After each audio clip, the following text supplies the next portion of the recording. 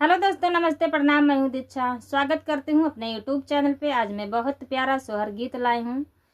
जैसे लगेगा comment box में ज़रूर बताइए। और ये सोहर गीत दोनों चैनल पे भी जाएगा, फेसबुक पेज पे रहेगा और यूट्यूब चैनल पे।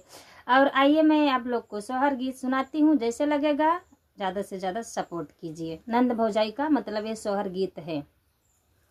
अधघर लिपली ना नदिया याद महाटे ठनैया दे महाटे ठनई हो बाजी दैन दे तू सोने कैती लरिया तबाई घर लिपब तबाई घर लिपब हो बाजी दैन दे तू सोने कैती लरिया तबाई घर लिपब तबाई घर लिपब हो एक नोट फेंकली बहुरिया दूसरा नोट फेंकली दूसरा नोट फेंकली हो ननदी लियाहू न घर कैली पौनी तिलरिया नहीं दिया बाई तिलरिया नहीं दे बाई हो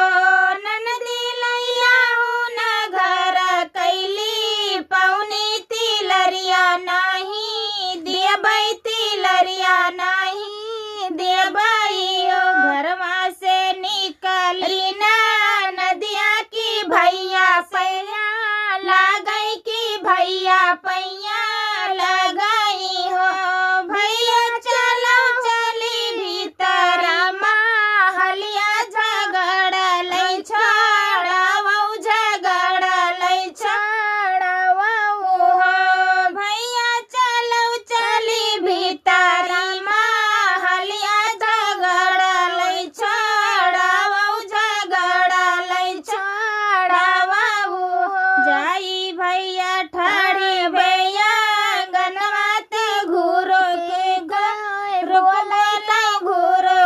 घूरो के बोलै हो धन दैना देती सोने कैती लरिया बहिनी हमरी ब्राह्मण बहिनी हमरी ब्राह्मण